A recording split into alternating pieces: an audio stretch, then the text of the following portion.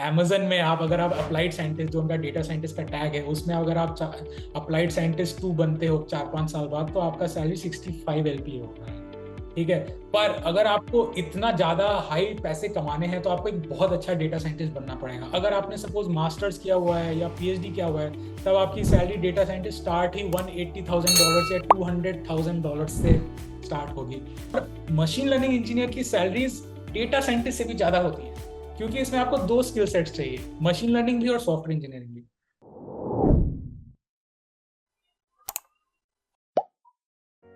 हाय सार्थक, स्वागत है आपका हमारा यूट्यूब चैनल पर। Hi ma'am, thank you so much for having me. सार्थक, थोड़ा बताइए आप अपने एकेडमिक बैकग्राउंड के बारे में, कैसी जर्नी रही आपके कॉलेज के बाद। तो मैंने अपना बैचलर्स IIT कानपुर से किया था, और उसके बाद फिर मैंने यूपीएससी में 2 अटेम्प्ट्स दिए थे। उसके बाद मैंने डिसाइड किया था कि यूपीएससी नहीं करना है। तो उसके बाद मैं फिर डेटा साइंटिस्ट था। मैंने इंडिया में एक AI स्टार्टअप में 2.5 साल तक काम किया था एज अ डेटा साइंटिस्ट। और फिर मैंने मास्टर्स इन कंप्यूटर साइंस के लिए अप्लाई किया था US में, और अभी फिलहाल मास्टर स्टूडेंट हूँ। मेरा लास्ट सेमेस्टर चल रहा है। अच्छा, आपने एमएस कौन सी यूनिवर्सिटी से किया, यूएस की? मेरी यूनिवर्सिटी का नाम University of Texas at Dallas है। कंप्यूटर साइंस में मैं MS कर रहा हूँ। और बस अभी फिलहाल मेरी इंटर्नशिप चल रही है, और अभी मैं दिसंबर में ग्रेजुएट करूँगा। Good luck for your placements.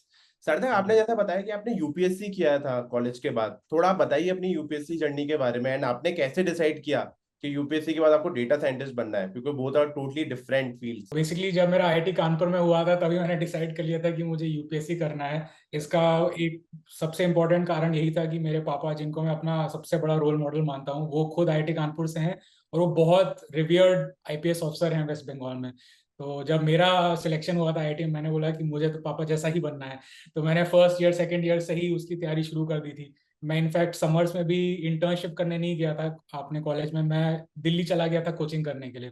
और पर उसके बाद फिर मैंने अपना ऑप्शनल केमिस्ट्री लिया था, क्योंकि मेरा टेक्निकल बैकग्राउंड बहुत स्ट्रांग था। पर मैंने ओवर द टाइम ये रियलाइज किया कि यूपीएससी उनको ज्यादा फेवर करती है जिनकी ह्यूमैनिटीज सब्जेक्ट्स पे पकड़ बहुत अच्छी होती है। तो अच्छा। और बहुत लोगों से बात करके और प्रीलिम्स में 2 बार फेल होके फिर मैं रियलाइज किया कि मुझे अपनी स्ट्रेंथ्स पे ही खेलना चाहिए। तो फिर उस टाइम 2018 में फिर जब मैंने डिसाइड किया कि यूपीएससी नहीं देना है, और मेरे पास कुछ भी नहीं था, मेरा रेज्यूमे लिटरली ब्लैंक था, तो मैंने सोचा कि अब तो जॉब करें तो कहाँ करें, कौन सी जॉब करें। तो मैंने बहुत लोगों से बात की, मैंने अपने कॉलेज के बैचमेट से बात की, मैंने न्यूज़पेपर आर्टिकल्स पढ़े, टेलीग्राम ग्रुप्स पे पढ़ा, फेसबुक पे पढ़ा। उस टाइम पे 2018 पे एक ही क्लियर कट आंसर आया था कि आप अगर अभी करियर स्टार्ट कर रहे हैं तो AI में ही करिए, क्योंकि AI फ्यूचर है। और मतलब और 2023 में ChatGPT जैसे चीजों के आने के बाद तो और AI लगता है कि AI ही फ्यूचर है। सार्थक, जैसा कि आपने बताया कि आपने कॉलेज के बाद 2 इयर्स ऑफ प्रिपरेशन किया यूपीएससी में, आप बता सकते हैं आपने पहली जॉब कैसे लगाई अपनी डेटा साइंटिस्ट में, और आपको कितने स्ट्रगल फेस करना पड़े इस जॉब के लिए? ठीक है, जैसे अगर आप यूपीएससी छोड़ के किसी चीज में आपने इतना टाइम इन्वेस्ट किया और उसको आप पूरी जर्नी को छोड़ के किसी और में जाएंगे, तो स्ट्रगल तो बहुत आएगा। और मेरे ख्याल से सबसे बड़ा स्ट्रगल आता है जॉब ढूंढने में, उसके पहले सबसे बड़ा स्ट्रगल आता है अपना माइंडसेट चेंज करने में। क्योंकि आपको लगता है कि मेरी जिंदगी का तात्पर्य तभी है अगर मैं एक IAS ऑफिसर बन पाऊँ। ठीक है, तो पर आपको अपने आप को समझाना पड़ेगा कि आपने पहले एक पाथ चूज किया था, आपने उसमें अपनी पूरी जी जान लगा दी, पर एक्स फैक्टर्स के कारण वो पाथ नहीं फ्रक्टिफाई हुआ। तो अब आपने एक दूसरा पाथ चूज किया है, और उस पाथ में आप अगर आप एक्सलेंस अचीव करें, तो फिर तब भी आपकी लाइफ अच्छी है। तो अब मेरे मेरे रेज्यूमे में गैप था 2 साल का, और मेरे पास ना कोई इंटर्नशिप थी, ना कोई प्लेसमेंट था, ना कुछ था। करेक्ट। तो मुझे एकदम स्क्रैच से स्टार्ट करना था। मुझे इनफैक्ट याद है कि मैंने जो अपना रेज्यूमे का वर्जन 1 बनाया था, वो 3 लाइन का था, उसमें से मेरे कॉलेज का नाम था और कुछ भी नहीं था।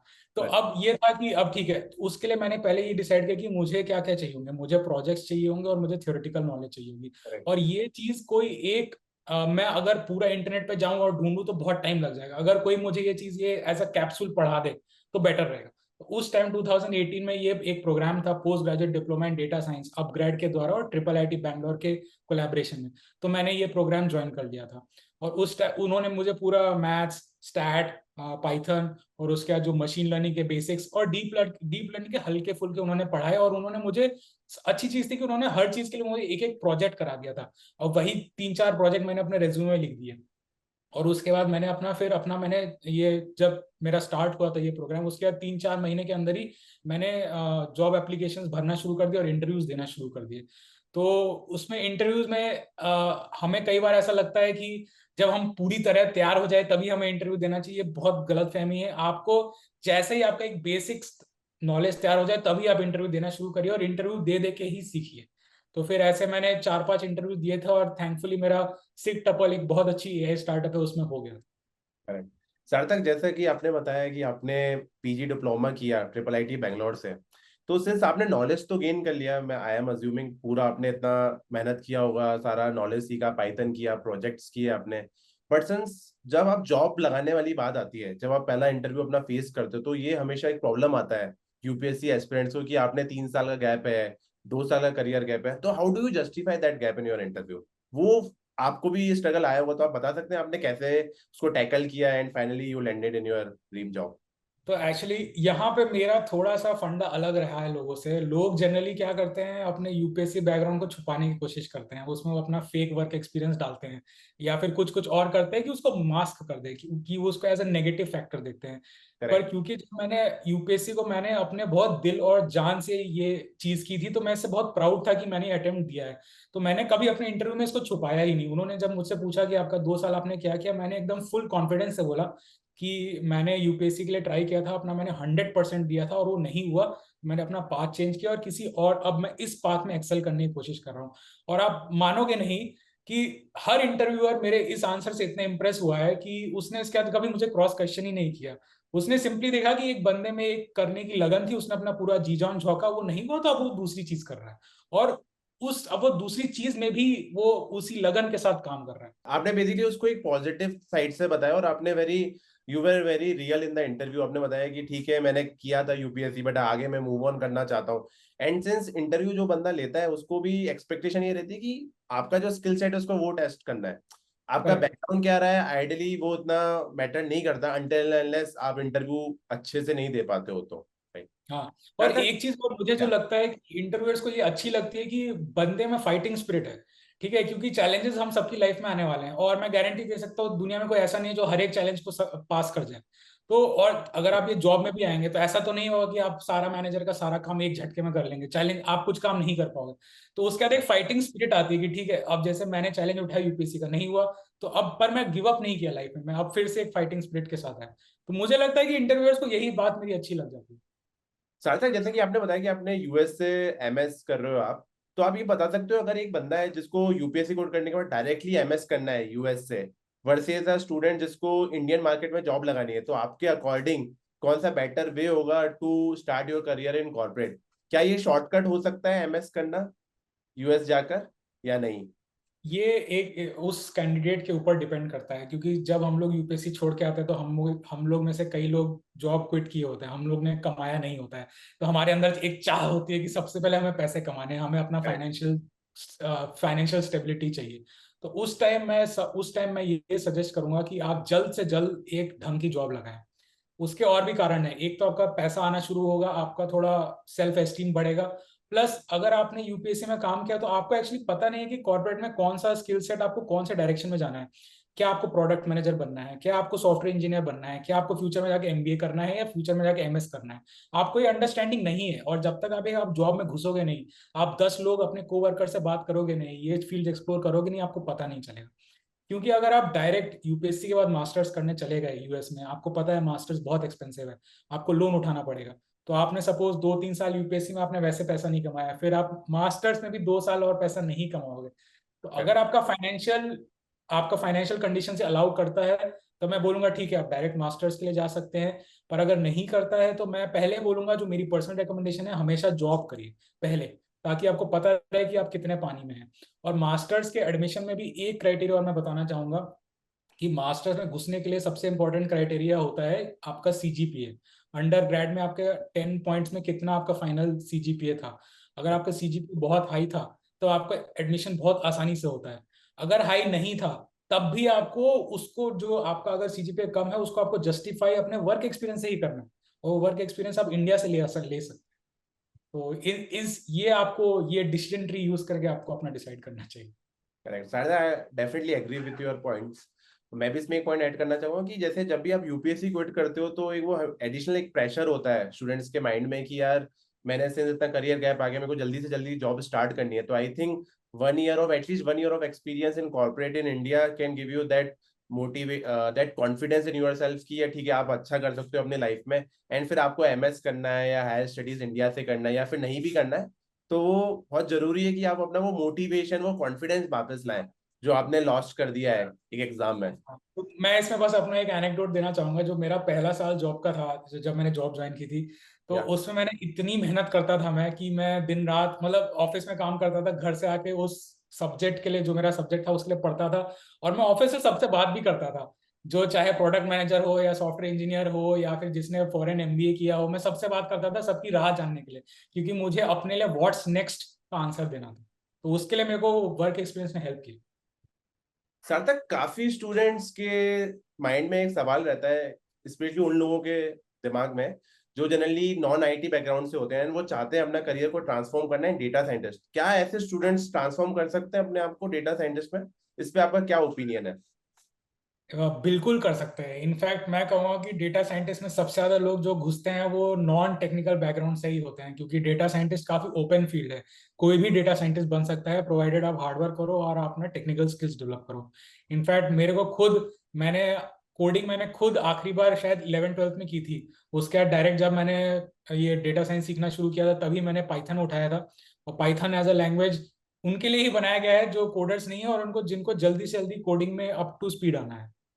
अच्छा, इनफैक्ट आप तो मटेरियल साइंस से, तो आप भी नॉन आईटी हाँ, बैकग्राउंड से ही थे। बिल्कुल बिल्कुल। मैंने अपने 4 साल आईआईटी में शायद 10 लाइन कोड लिखा होगा, उससे ज्यादा नहीं। सरदार, आपको काफी एक्सपीरियंस हो चुका है डेटा साइंटिस्ट फील्ड में, आपने इंडिया में भी जॉब किया है ना, आप यूएस में एमएस भी कर रहे हैं, तो आप एक रोड मैप सजेस्ट कर सकते हैं हमारे स्टूडेंट्स के लिए, लाइक स्पेशली दो स्टूडेंट्स जो अपना करियर ट्रांसफॉर्म करना चाहते हैं डेटा साइंटिस्ट में? तो पहले तो मैं कहूंगा कि सबसे पहले आप पाइथन सीखें, क्योंकि पूरा डेटा साइंस पाइथन पे ही चलता है और किसी लैंग्वेज पे नहीं चलता है।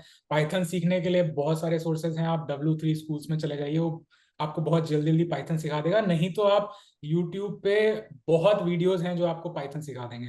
अगला आता है कि अगर आपके पास बहुत सारा डेटा है और आपको डेटा को क्वेरी करना है, तो इसके लिए एक लैंग्वेज होती है सीक्वल। ठीक है, स्ट्रक्चर्ड क्वेरी लैंग्वेज। ये लैंग्वेज भी आपको सीखनी पड़ेगी ताकि आप डेटा सेट्स क्वेरी कर पाए। इसके लिए भी सेम है, आप यूट्यूब में बहुत सारे रिसोर्सेज हैं।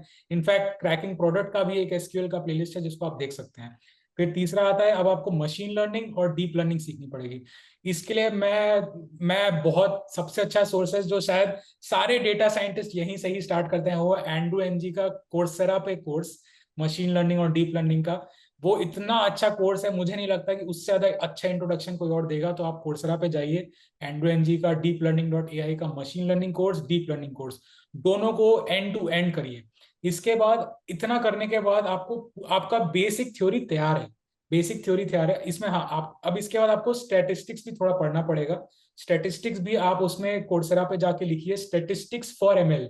स्टैटिस्टिक्स पूरा मत पढ़िएगा, वो बहुत बड़ी फील्ड होती है। स्टैटिस्टिक्स फॉर एमएल, ये जो आपने कर लिया, आपका थ्योरी पूरा तैयार हो गया। अब आपको प्रैक्टिकल करना है। प्रैक्टिकल के लिए आपको प्रोजेक्ट्स बनाने हैं।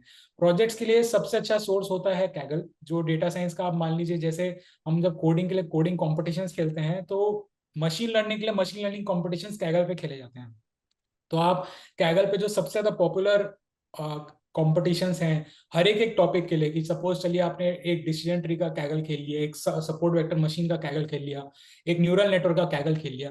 वो पहले आप खुद से ट्राई करिए, आपसे बिल्कुल नहीं बनेगा, किसी से नहीं बनता। उसके बाद आप क्या करिए, जो टॉप के 10 लोग हैं उनका आप कोड जाके पढ़िए कि उन्होंने क्या टिप्स एंड ट्रिक्स यूज की थी अपने कोड को टॉप में ले जाने के लिए।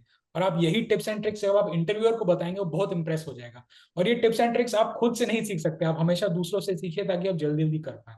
और जब आपका 3-4 प्रोजेक्ट्स हो जाए, कुछ कुछ मशीन लर्निंग टॉपिक्स पे, डीप लर्निंग टॉपिक्स पे, और आपका बेसिक तैयार हो, तब आप तुरंत इंटरव्यू देना शुरू करिए। आप ये मत वेट करिए कि मैं मशीन लर्निंग में महारथी हो जाऊंगा तब दे दूंगा, वो दिन कभी नहीं आएगा, किसी का नहीं आता। आपको इंटरव्यू तभी स्टार्ट करना है जब आप अपने लिए कट ऑफ रखिए कि मैं सपोज 4 महीने प्रिपेयर करूंगा और इसमें जितना मेरा प्रिपेयर हो गया उस पर मुझे इंटरव्यू देना स्टार्ट करना है।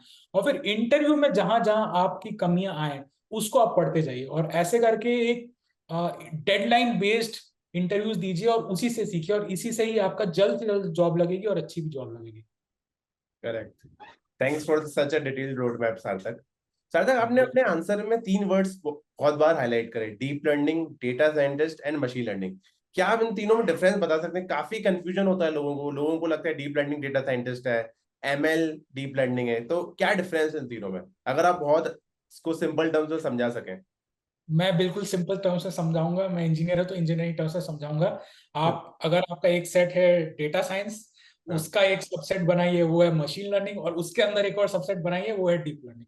ठीक है, डेटा साइंस में सब कुछ आता है, एनालिटिक्स भी आता है, बेसिक एमएल भी आता है, एडवांस्ड एमएल टेक्निक्स भी आता है। अच्छा। मशीन लर्निंग में आपका एक ऐसा हो गया कि आपका एक बेसिक मशीन लर्निंग, एक डीप लर्निंग। डीप लर्निंग ऐसा होता है जहां पे हम बहुत बड़े बड़े मॉडल्स यूज करते हैं अपने आंसर्स निकालने के लिए, और उन टास्क के लिए जो जनरली ह्यूमन बींग्स करते हैं, कि एक ऑब्जेक्ट को देख के बता पाना कि ऑब्जेक्ट क्या है, या लैंग्वेज को सुन के उसको लिख पाना, ये टॉपिक्स डीप लर्निंग करते हैं। तो वो आप समझ लीजिए डिग्री ऑफ कॉम्प्लेक्सिटी का है। डेटा साइंस बहुत जेनेरिक है, उसके अंदर अगर आप और थोड़ा कॉम्प्लेक्स है तो मशीन लर्निंग हो गया, और उसके अंदर आप सबसे ज्यादा कॉम्प्लेक्स में है तो डीप लर्निंग हो गया। और हमारे आज की दुनिया में जितने भी आप इनोवेशन सुनते हैं, कि चैट जीपीटी हो गया, या फिर करेक्ट। अपना कॉन्वोल्यूशनल न्यूरल नेटवर्क हो गया, रिकरेंट न्यूरल नेटवर्क हो गया, ट्रांसफॉर्मर्स हो गया, सब डीप लर्निंग पे आता है।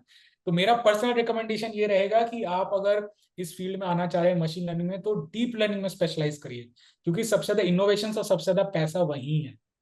सरता, जैसा कि आपने अभी पैसे की बात की, तो आप बता सकते हैं डेटा साइंटिस्ट को कितना पैसा मिल सकता है इंडियन मार्केट में, अगर वो फ्रेशर है एंड एक्सपीरियंस है तो भी? एंड सिंस आप तो यूएस में हो, IMS कर रहे हो, तो आप यूएस मार्केट का भी थोड़ा आइडिया दे सकते हैं हमारे व्यूअर्स को।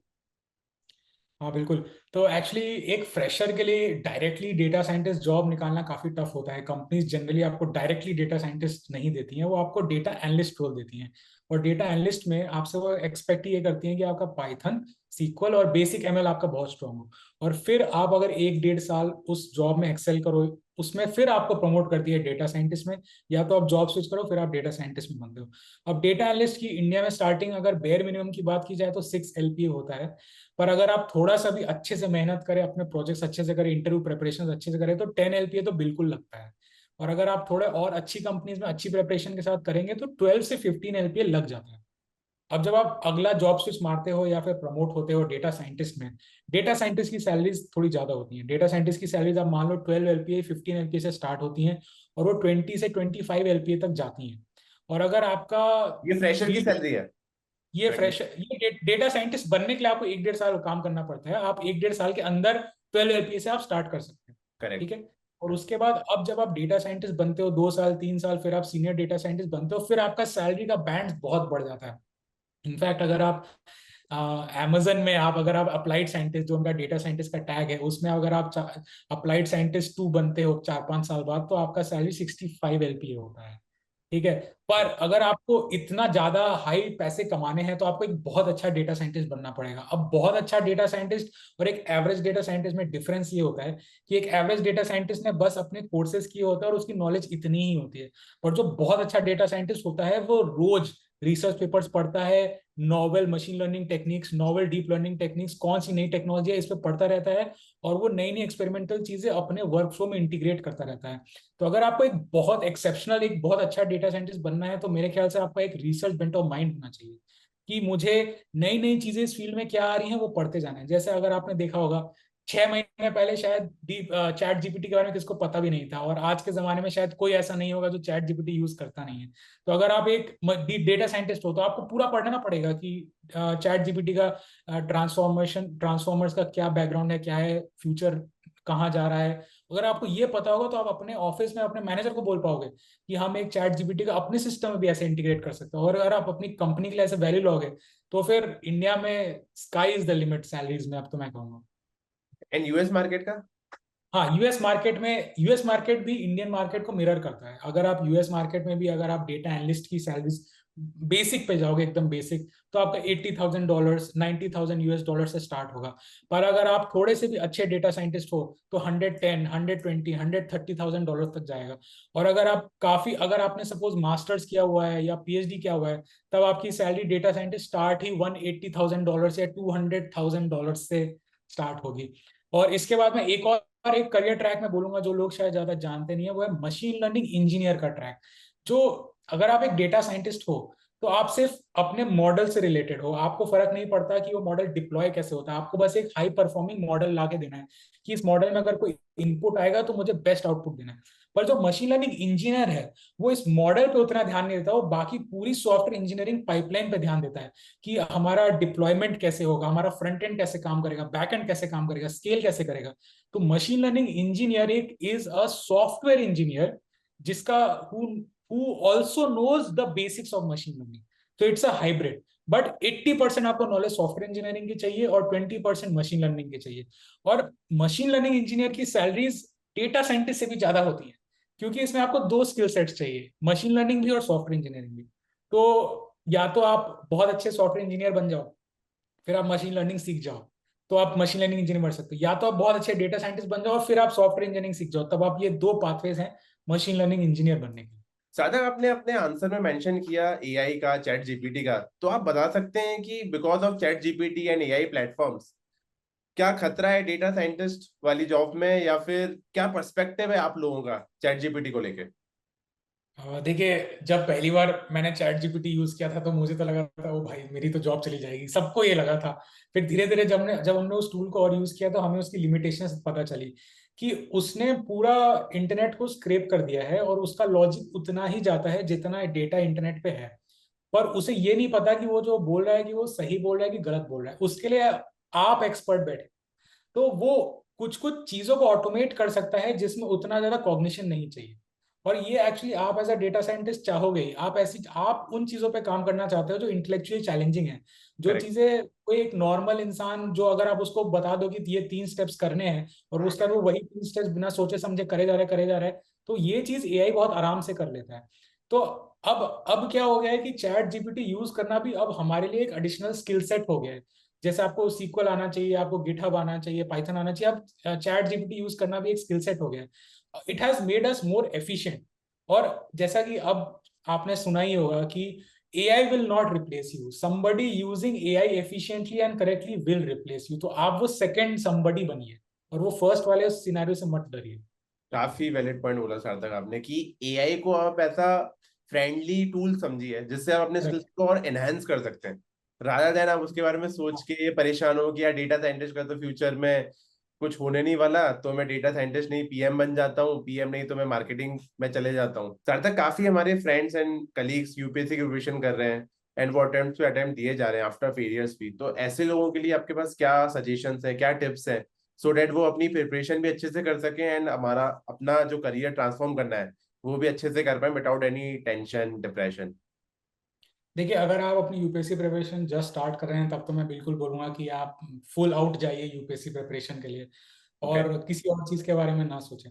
पर अगर आपके 2-3 अटेम्प्ट हो गए हैं, आपका एक पढ़ाई का बेस तैयार है और आपको उतना ज्यादा एक्स्ट्रा नहीं पढ़ना पड़ेगा, तो मैं ये कहूंगा कि आप अपना प्लान बी तैयार रखिए। प्लान बी के लिए डेटा एनालिस्ट की जॉब बहुत अच्छी है।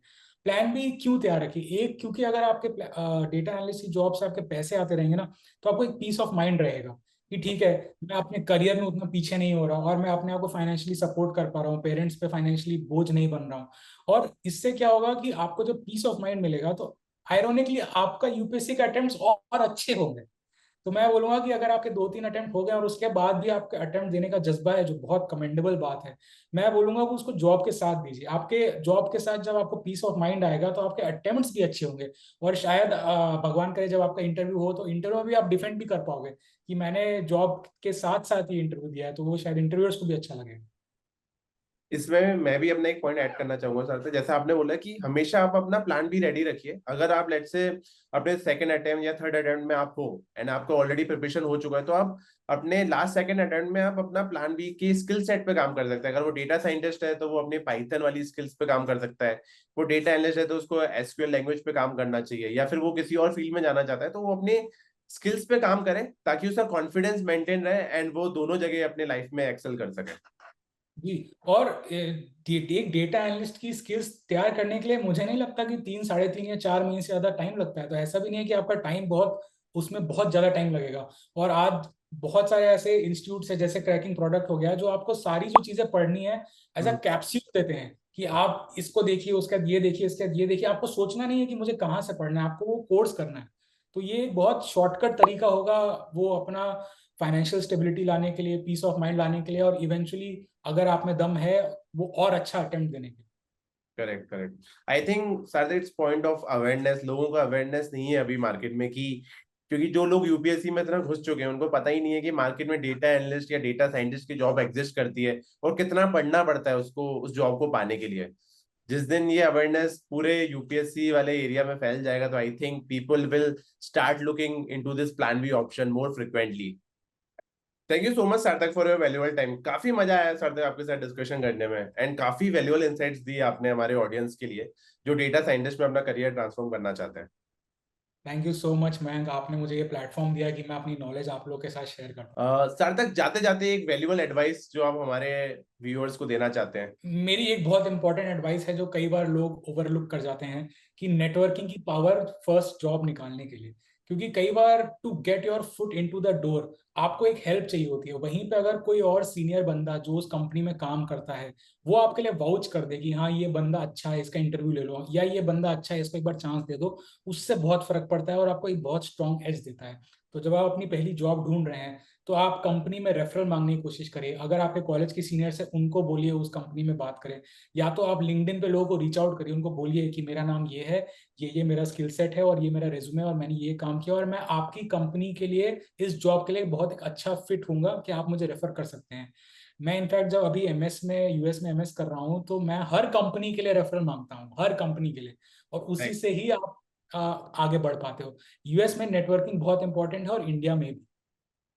इसमें मैं अपना एक पॉइंट ऐड करना चाहूंगा यहाँ पे, जो आपने नेटवर्क की बात करी, इससे नेटवर्किंग तो बहुत इंपॉर्टेंट होता है डेफिनेटली। आपको एक मेंटर भी होना बहुत जरूरी है कि जो लोग आपको गाइड कर सकें। अगर आप लेट्स से करियर में कहीं नीचे गिर गए अपने लाइफ में एंड आपको मोटिवेशन चाहिए, आपको चाहिए कि कैसे अपने करियर को ट्रांसफॉर्म करना है, तो आपको एक मेंटर की बहुत जरूरत है जो आपको सेल्फलेसली बहुत ज्यादा अच्छे से ज्ञान दे सके, आपको ये बता सके कि आपको क्या पढ़ना है, कैसे मूव ऑन करना है। आई थिंक अगर हर एक स्टूडेंट की लाइफ में जो फेलियर को देख चुका है उसको अगर एक ऐसे मेंटर मिले जो ऑलरेडी उस फेज से निकल चुके हैं तो सारे स्टूडेंट्स की काफी हेल्प हो सकती है।